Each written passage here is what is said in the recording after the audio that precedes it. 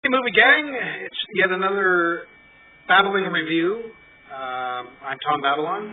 Today I will be reviewing the James Cameron classic Avatar. Well, quite frankly, I think it's the greatest science fiction adventure film ever made. It is also one of my top 10 favorite films of all time. Lately, it has become a film that is popular to bash. That is unfortunate, in my mind. And I think it is because most people's complaints is that the story wasn't original. Well, folks, it is the story of the hero's journey, a story that is retold over and over again in novels and in film.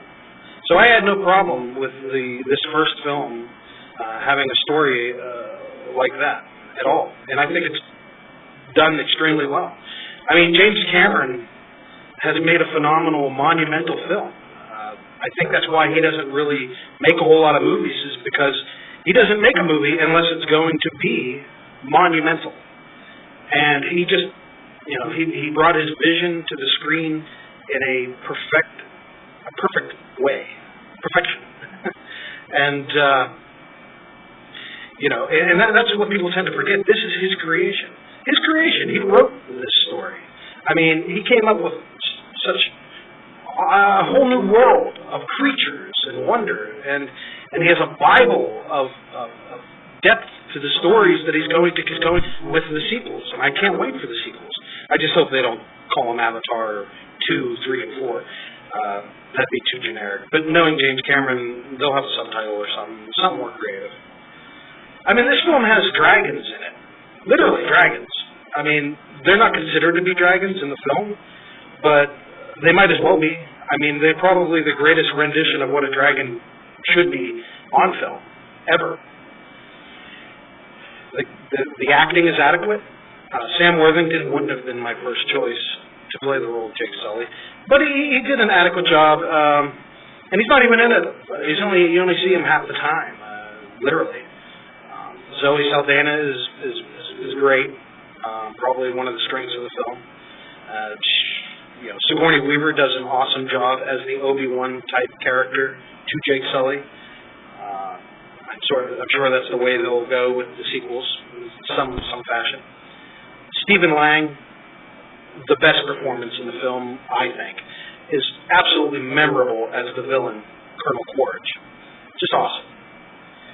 I mean, this film made over $700 million at the box office domestically for a reason, and that's because it's something special and everybody knows it. It's the greatest visual effects film ever made. Some people think Dawn of the Planet of the Apes was better visually. I don't agree. Maybe motion capture-wise, maybe, but overall, no. Avatar is still the greatest visual effects film ever made, in my opinion. I mean, I just love how Cameron had the courage to actually make the humans the villains of this story, the villains. I mean, that's just shows a lot of courage. I mean, James Horner's score, the score to this film is wonderful. He did it again. Horner knocked it out of the park with the score. He does it quite frequently. He has a few misses once in a while, but not very often. Overall, there's really nothing negative to say about this film. If you're going to see it, in my opinion, you should see the extended version of the film. All the additional scenes just make the film improve on an already spectacular movie. So see the extended version if you can.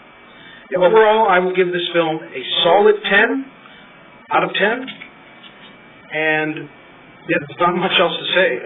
You need to see this film if you haven't. If you haven't, where are you? I mean, anyway, gang, that's all for me today. As always, enjoy the movies.